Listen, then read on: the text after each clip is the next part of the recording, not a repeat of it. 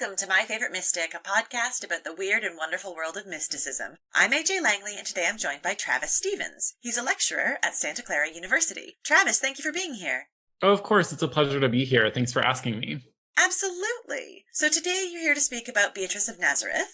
That's right. Yes. I mean, I should probably confess, Beatrice is my third favorite mystic. Oh my goodness, how dare you? I know.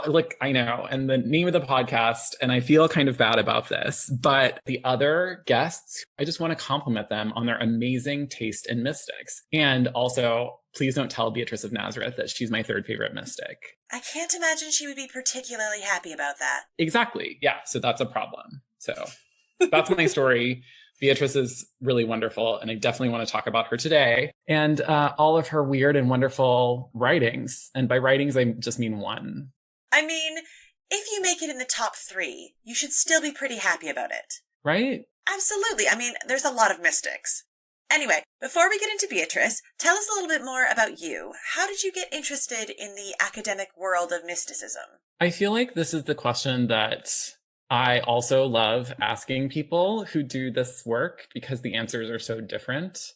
I found myself in grad school in a Master of Divinity program and kind of didn't know what I was doing there other than I was looking for a way to integrate my sense of identity as a queer man and my religious sensibility. And that led me to further study. And while I was there, I just wanted to take everything that had anything to do with gender, sex, sexuality, because that seemed like important bridge work for me. And man, was I lucky, because there were some amazing faculty members, Amy Hollywood being one of them, who introduced me to some of the amazing texts, one of which is the one we will be talking about today. But it seemed to offer a kind of third path forward, if that makes any sense. Studying Christian mysticism in particular, with texts that take experience as central, who write in a language that stands outside of traditional forms of teaching and knowledge, that really appealed to me. That offered me a really new way of thinking, especially about the history of Christianity, which can be told and conveyed in formal and informal settings in such scary, sometimes oppressive ways, that I found the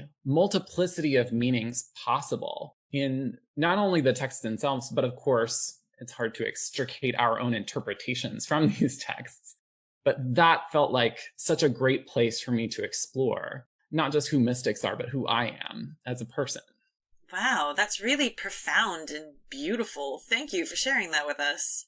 So when you first came to these texts, who would you say was your gateway mystic? That's a really, really tough question. I think probably I started getting serious. Now it's going to sound like I'm dating. I'm probably not the first person who sounds like they're dating mystics.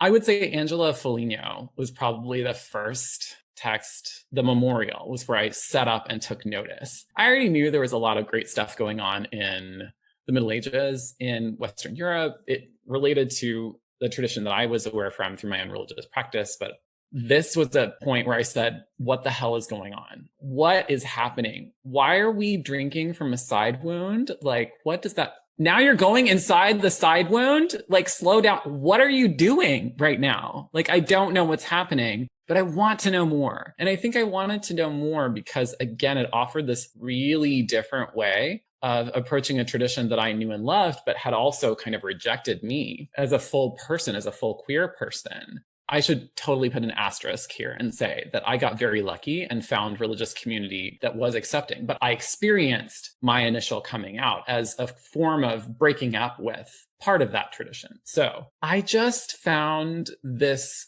opening, if you will, in Angela's text. I'm so sorry for all of the puns that I'm about to say in this podcast.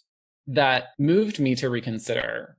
I found radically new ways of conceiving of the relation between the soul and God, between me and Christian history, between suffering and passion and the body. And those things really just took hold of my imagination and didn't let go. And she was my gateway mystic to the work that I did in my dissertation and how I ended up teaching at Santa Clara. So what did you end up writing your dissertation about?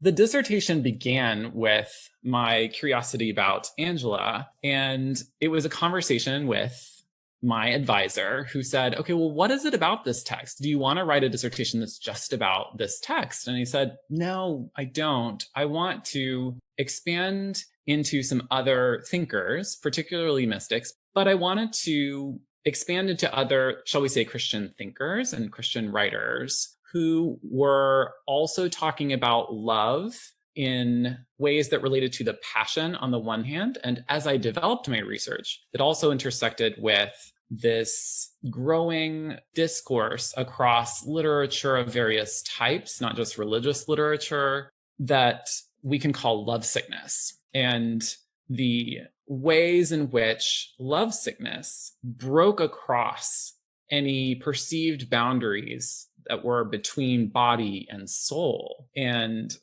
showed a whole new way of thinking about the human as not these two separate components, but as this kind of complicated, integrated whole that in its illness was revealed to be itself. That just was kind of everything for me. And so I moved at my advisor's suggestion. I started reading Richard of St. Victor, which is where the dissertation begins, and then exploring Beatrice of Nazareth, Hadewig, also writing in Middle Dutch, and then ending with Angela Foligno as this kind of turning point where lovesickness and this suffering of the body and soul in this love interaction with the divine takes on new meanings and integrates this really strong component of penitence, which is quite different from the other thinkers. And that also just kind of blew my mind. The separation of suffering from penitence felt really important, like something I needed to explore. And tying that suffering instead to one's relationship with self and with God felt revelatory and this like new way of exploring selfhood. Did I do justice to any of that in my dissertation? Thank you for asking. No, I definitely did not. It's terrible. It is available online. Please do not read it unless you have like a lot of patience and love for the material.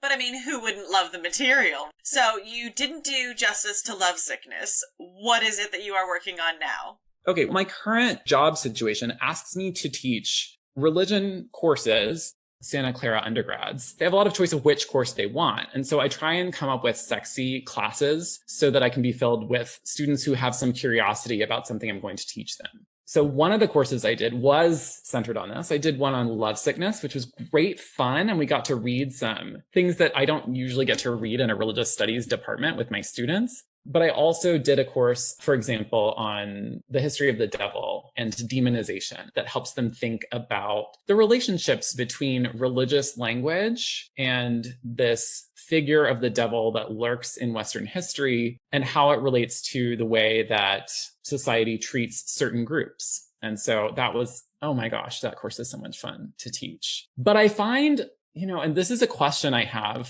for my colleagues, how do you take these texts that you fell in love with, say in grad school, and offer little gems as you sprinkle them throughout an undergraduate curriculum? And so I'm finding ways to do it, but I'm also getting to explore things in this job that I wouldn't have otherwise gotten to do. When was I ever going to get to write about Toni Morrison, for example? That was not in the cards for me, but this has given me the opportunity to incorporate that into my teaching. And that's just a total joy. I thought in my training that I was going to be super narrowly focused and a specialist in this subspecialty, and it hasn't really worked out that way. And I think that's been nice. Okay, so back at the beginning of the podcast, I should have really introduced you as the chief lecturer in charge of making religious studies sexy for undergrads. Yes, that is the role that I would like to have. I want that on a business card, please. So this teaching, and I mean specifically the course that you were talking about on the devil, is that what inspired your podcast? Yes. So with a dear friend from grad school, Klaus Yoder, I have started this new project called 7 Heads, 10 Horns, which is a podcast now in its second season. Season 1 was largely, but not only, about biblical materials and apocryphal materials, thinking about where does this devil come from? And season 2, we're moving to these early Christian thinkers and their sometimes really scary polemical writings, sometimes really, really deeply anti-Semitic. But I'm learning a lot, as I go. It's been a chance to explore and to reach a completely different audience from my Santa Clara undergrads. So that's been great. Fun fact, we are the 20th most downloaded history podcast in all of the Philippines. An honor that I never thought I would achieve. I mean, that also needs to go on the business card. I think I'm going to do all of these suggestions. These are the best business cards anyone has ever had. They really are, and they're yours. You should be so proud. There will be a link to Travis's podcast in the show notes, so please go and check it out. But we should move on now to the woman of the hour, who is, of course, Beatrice of Nazareth. So your first introduction to Beatrice was through Amy Hollywood. Yes, that's right. Guilty as charged. I feel like she wouldn't feel bad if I shared that publicly. I mean, Amy Hollywood is somehow, I think, responsible for a lot of people's introduction to mysticism. She is just amazing. So was it specific coursework that had you reading Beatrice, or was it just a random encounter? I should know the answer to this, really, really well.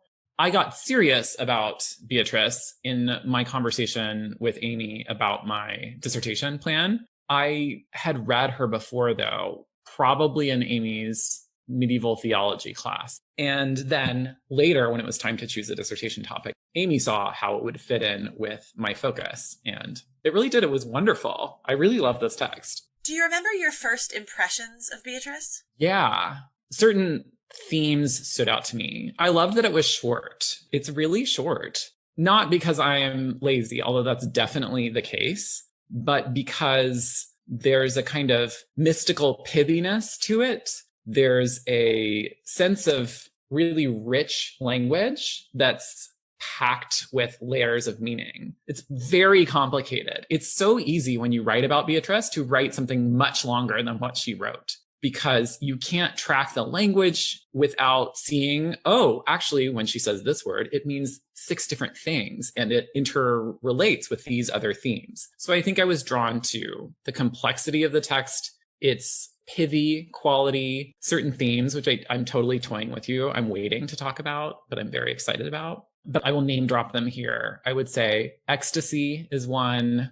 The housewife is completely amazing. And then this kind of funny account of union, as mystic fans, union is a big topic. Yes, union definitely is one of those things that gets talked about every mystic all of the time.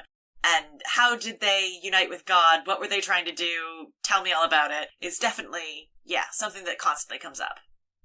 Yeah, and I feel like more than one of my favorite mystics are much more interesting when they're not talking about union. Particularly separation, distinction are super important and can get overlooked when people get so orgasm focused or endpoint focused, goal-oriented scholarship, I feel. Okay, so the message, everybody, from Travis is focus less on orgasms.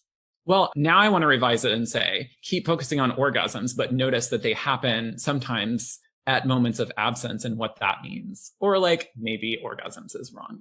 Probably we should get fancy and call it ecstasy, because ecstasy gets closer to what Beatrice is describing. Yes, and is what I want to say to orgasm. Yes, and. Okay. Perfect. So, on that note, we are yes-anding orgasms, and we will turn back to Beatrice herself. Can you please tell us a little bit about her and her life? Yes, but it comes with this huge caveat, which is I don't really trust the source very much, and I'll talk a little bit about that. But the things that I do trust are she was likely born in 1200 or so to a middle-class family in this town called Tienen. She was educated by her mom, but then her mom died. And so then she went to this group of holy women we might call beguines, at least tentatively, in a town called Soutlou. And she also took some classes in the village. And then at the ripe old age of 10, she entered religious life as a Benedictine oblate, which seems really intense to me, but okay. And she and her sisters made monastic profession in 1216. Her dad, Bartholomew, along with her brother, had been conversi at Bloemendaal, and that house became incorporated into the Cistercian order. And that's important because the 2-second version of her biography is she was a Cistercian nun. So that is eventually what happens. She learns to write liturgical manuscripts. That's sort of her specialty in her early monastic life as a Cistercian. And she moved around a little bit to a new monastery, eventually moves to one called Nazareth in Lear, which was a Cistercian house that had been founded by her father. And we think maybe she wrote this treatise I'm going to call The Seven Manners of Love, or The Seven Ways of Love. And she did become prioress there, and then she died in 1268. And that's like as much as I trust that we know about her. Okay, but seriously, why so much suspicion about the text? AJ wants all the juicy bits, like the gossip about this mystic. Well, okay, there are all these stories in her vita, in her biography, that say that, you know, she was really into embodied ascetic practices. And I don't really trust that. Why don't I trust that? Again, the answer is Amy Hollywood, who wrote a chapter of this book, and I have it here. You can't see this because it's a podcast, but it's Gendered Voices, Medieval Saints and Their Interpreters. Kathy Mooney edited this book. Anyway, Amy wrote this great essay in it called Inside Out, and it talks about the relationship between the seven manners of love, this text that Beatrice wrote, and a version of it, shall we say, that's been called a translation of it that appears as part of her vita. And there are all these important differences between the two texts. And Hollywood argues that the hagiographer shows his hand in giving her more of a life story that incorporates things that would have been considered holy at the time. So this kind of heavily embodied spiritual practice, bloody and extreme. And that was all the rage in the 13th century, as of course you know. But we don't actually get that in the text that comes down to us from her own hand. She's not reflecting on this, but her hagiographer is. So I guess I would just read that vita with a big grain of salt when it comes to more details about her life, other than the like driest biography that I unfortunately gave you.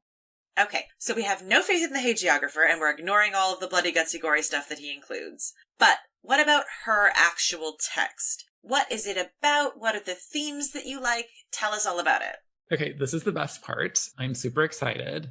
So there are a bunch of mystical texts out there in the world that have numberings, that have steps or stages to them. So I'm thinking, you know, John Climacus, even Angela Foligno, whom we talked about a little bit earlier. There are some steps in there that have been numbered in the memorial. There's also, you know, Richard of St. Victor's 4 Degrees of Violent Love. You know, this is a thing, certainly in 12th and 13th century and going on actually into the later Middle Ages as well. And so some of the questions I come to with a text like this are like, is this meant to be understood as an ascent?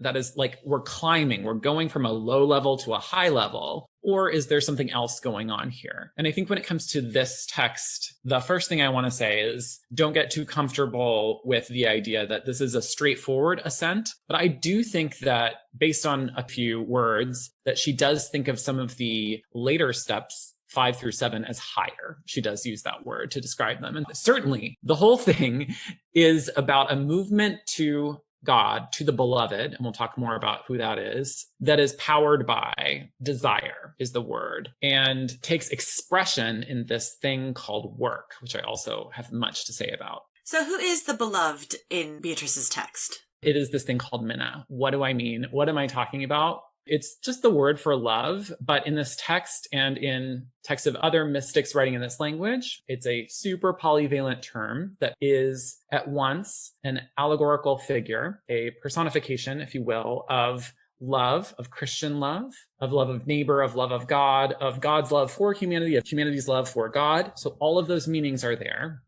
In addition to that, it can stand for Jesus Christ, and for Beatrice, of the two natures of Christ, human and divine. It should also be said that minna is a feminine noun in Dutch, and so you get really fun gender wordplay here and different expressions that gets worked into the text in different expressions of the relation between the soul and minna, and that's pretty fun. Okay, so you hinted at this a little bit earlier, but can you elaborate now on desire and work? So, as I said, desire is this kind of force that impels the soul forward in this trajectory toward the divine, toward God, toward minna, if you will. And that desire, begeerte, takes expression in work. Fun fact, the Middle Dutch word for work is werk, werk. Well, it's usually a verb, so you get en at the end, but who cares? So there's this great like queer crossover moment where I always imagine when I'm reading this, RuPaul's dance hit, You Better Work, which I think works, pun completely intended here, because the soul's work doesn't align with normative, like economic models of work, but is doing something entirely different. I want to also note that Jas Hus, who is the most recent, I think, translator of this work from Middle Dutch into English, he translates it as dynamic activity, which I think like gets us in the right direction. But I think it's more fun and politically interesting, perhaps, to reimagine the word and to queer it and to consider its other meanings, to question this automatic tie to the economy, to capitalism, and say, what is spiritual work? What is work on the self, right?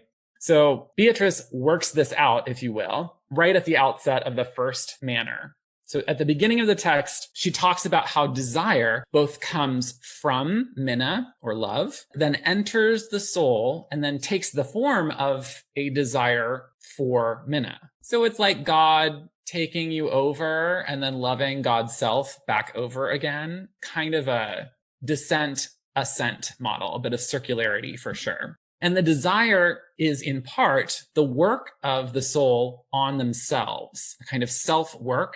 That is also, she talks about as a form of service. That's another word that she uses. Sometimes it looks like ordinary Christian charity or neighbor love, but it's always grounded as primarily or first the love of God, even if it takes expression in other forms of love for humanity, for example. So through this desire, the soul works, grows, and climbs to the greater heights of minna. And that's how she talks about this relationship between desire and work and how it works with the self as well. Okay, so it's this work that leads towards the ascent and the eventual union with God.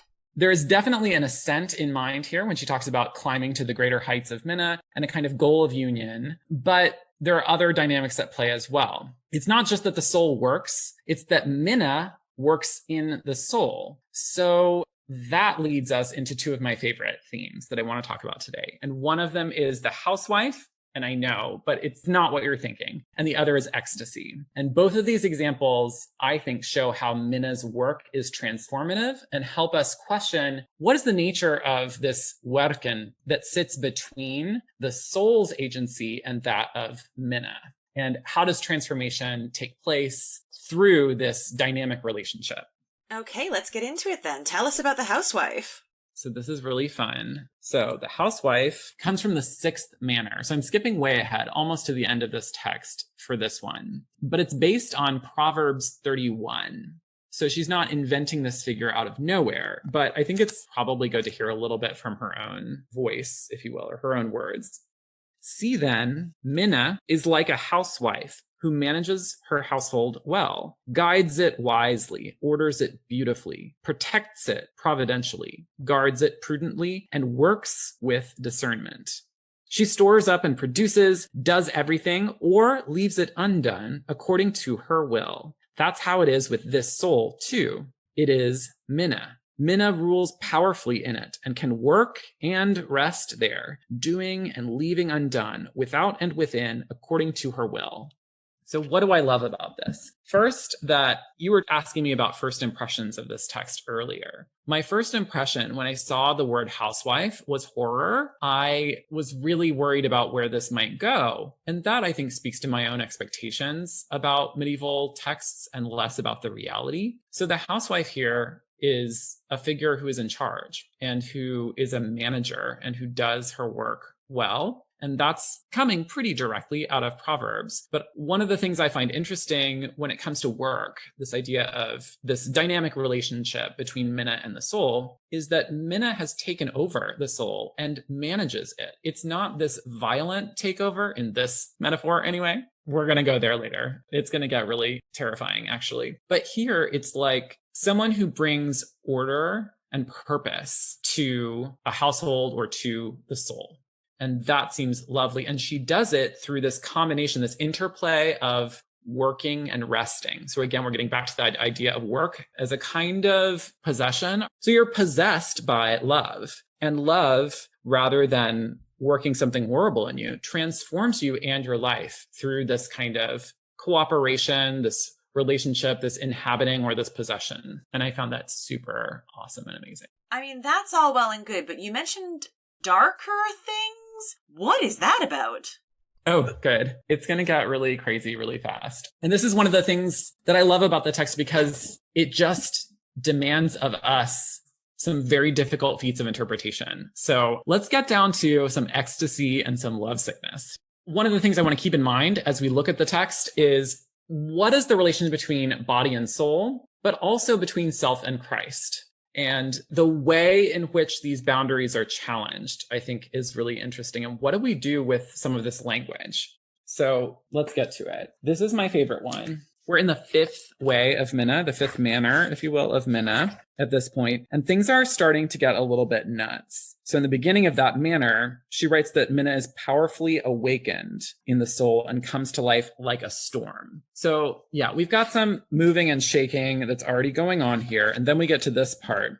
And now and then, Minna becomes so excessive and so tempestuous in the soul when she stirs the heart so mightily and so furiously. And the soul thinks that its heart is wounded time and time again, and that every day the wounds become more aggravated in painful sorrow and new presence. It thinks that all its blood vessels are bursting and its blood surges to a boil, that its bone marrow melts away, that its bones grow weak, that its breast is burning, and that its throat is parched, in such a way that its face and all its members feel the heat from within and experience the violent impetuosity of Minna.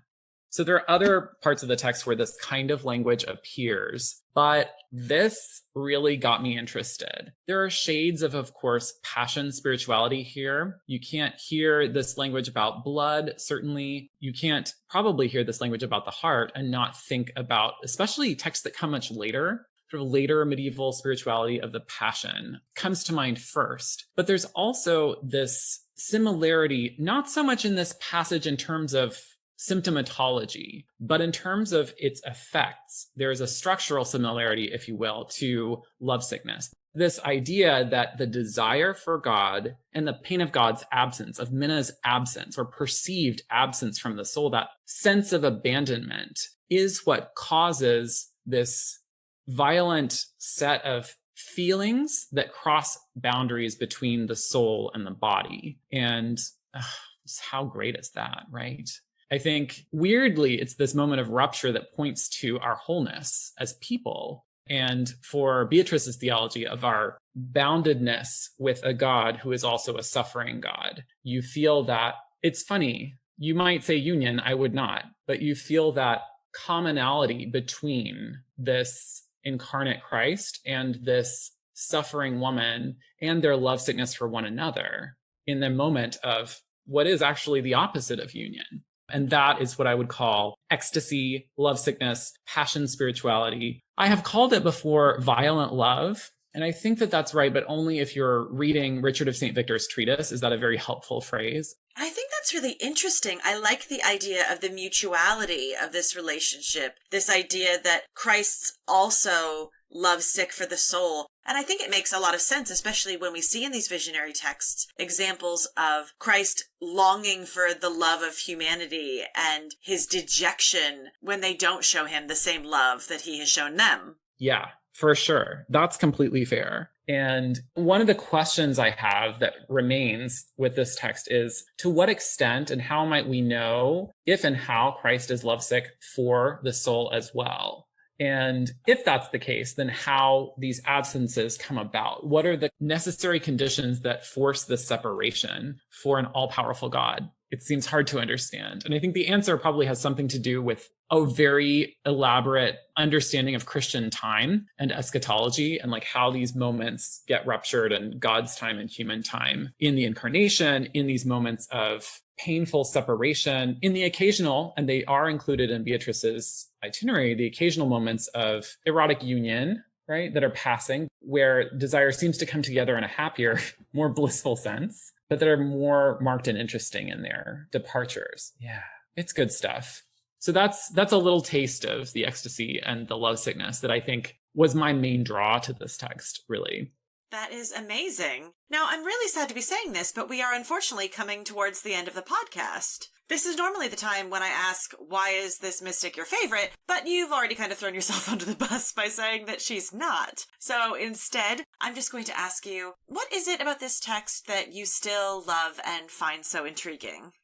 I find the texts that grapple with and make meaning from absence, and I would include here both Beatrice, but also very much housewife, that they are so much more useful, I think, because like how many people have sex with God on the regular, right? Like, I think that that's not super common. And from a like devotional perspective, I think grappling with difficulty provides more of a helpful resource for most people on any kind of spiritual path. This is real life, man. This is a form of the struggle of human existence that feels relatable beyond, and I can say this from teaching, that relates beyond its own universe, that reaches out to people in surprising ways. People can identify with the pain. And I think that it also takes it out of the realm of Christian suffering as always and only being about Jesus's suffering and therefore how guilty we have to feel. But instead, it's a form of suffering that is mutual between the soul and God. And I just find that idea, and that is at the very center of ourselves. I'm thinking of Plato, and I'm thinking of this myth of the human beings who are separated at their core. And I'm thinking of the unconscious mind and the conscious mind, the long mythical and psychological histories of the divided human subject as being at play here in this text. And that is really something to remember and a reason to pick up this text and read it. It's short. It's really fascinating. And it has these kind of universal human struggle themes written in this, of course, very specific Christian theological language, historical language. But we all need to work it, don't we, at some point? Absolutely, we do. Travis, thank you so much for being here today. It has been an absolute delight. It was absolutely my pleasure. Thank you so much for having me. Honestly, anytime. This was fantastic. You can find more of Travis on his podcast, 7 Heads, 10 Horns, The History of the Devil. And you can find a link to that in the show notes, where you can also find a link to our Twitter account. Please give us a follow and share the podcast with a friend if you are enjoying it. But mostly, thank you all for listening, and please join me next time when I speak to Laura Varnum and Laura Callis about Marjorie Kemp.